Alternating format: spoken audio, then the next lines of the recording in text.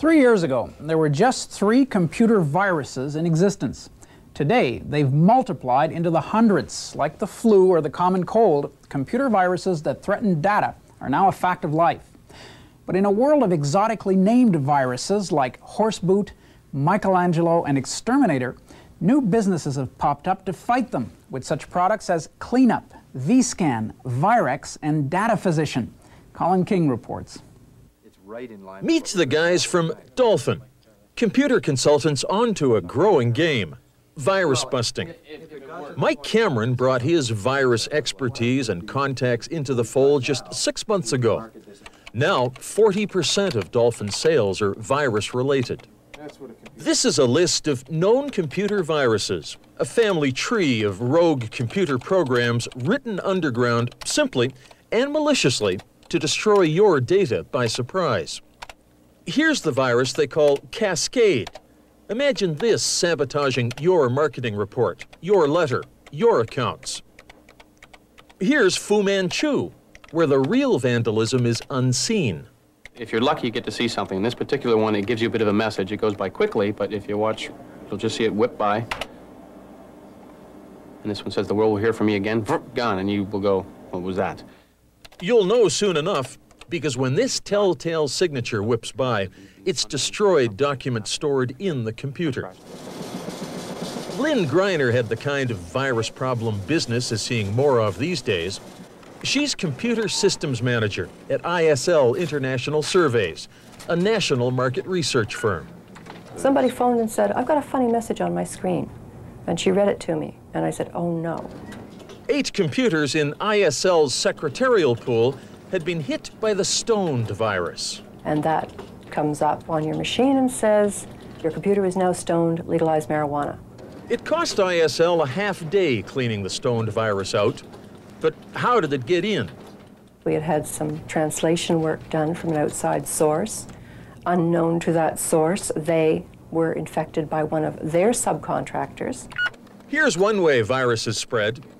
An infected diskette infects a laptop computer, which then infects each new diskette used next in the office PC, personal computer. So how is business, say, finance, preparing for the virus future? Well, Dolphin's Mike Cameron was speaking in London, Ontario a few weeks ago at Canada Trust, one of a couple of dozen speakers at the firm's Explore the 90s seminar. Who gets infected? It used to be you had a 1 in 100 chance of getting infected. Now you're pretty well guaranteed you're going to see somebody get infected or you will be infected yourself. Threatened by an enemy it can't see, business is moving virus awareness onto the corporate agenda. And in an age where computers can talk to each other over the phone long distance, Mike Cameron will dine out for months on this tale of trying to talk a policeman into arresting someone he says tried to rewrite one of his programs into a virus.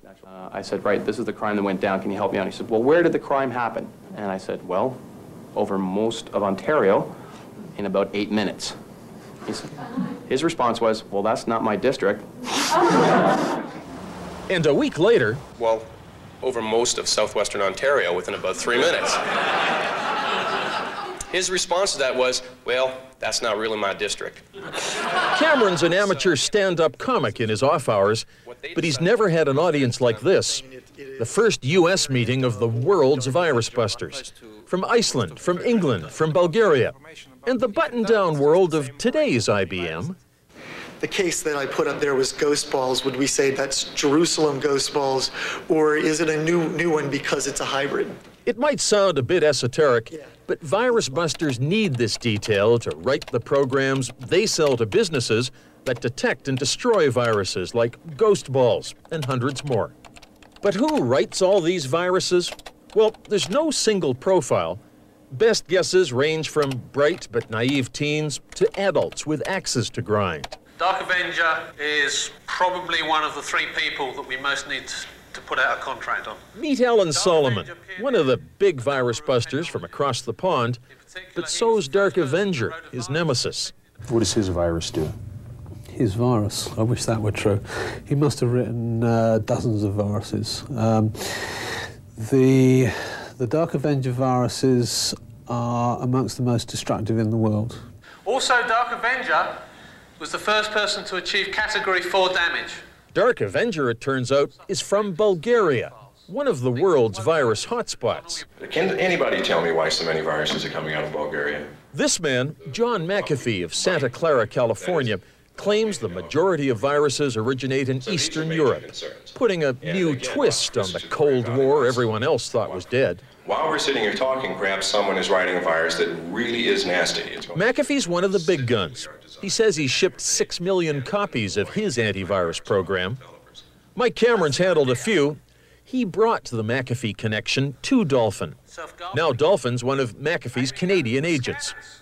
Still, no one here wants to be seen to be fanning virus paranoia with aggressive marketing. In any case, viruses are the common cold of the business world, says McAfee, and he's selling aspirin. There's the common cold, and then there's the flu, and then some viruses, there's AIDS. But that's not the norm.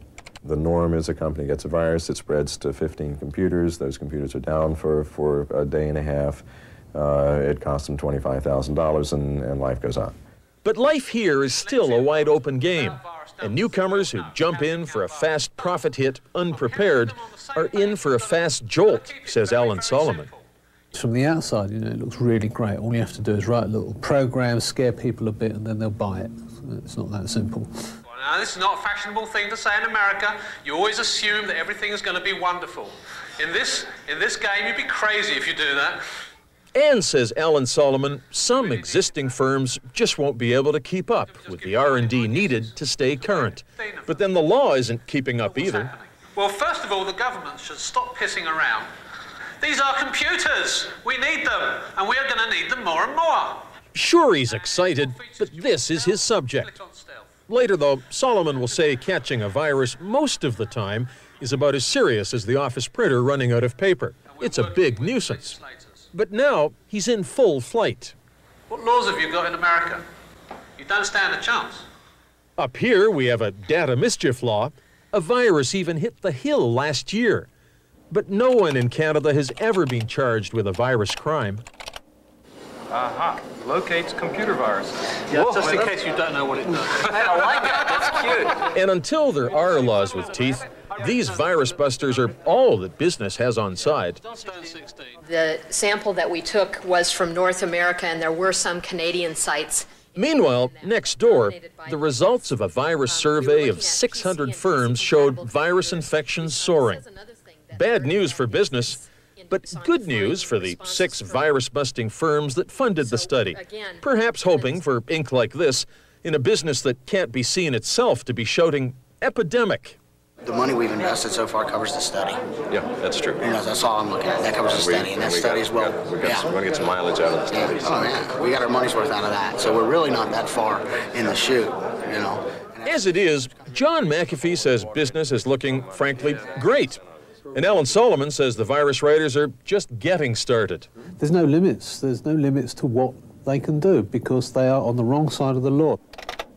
Dolphin's Mike Cameron shares Solomon's distaste, but he's watching his hours billed grow as more and more of the virus writers' underground handiwork comes around. What else we got?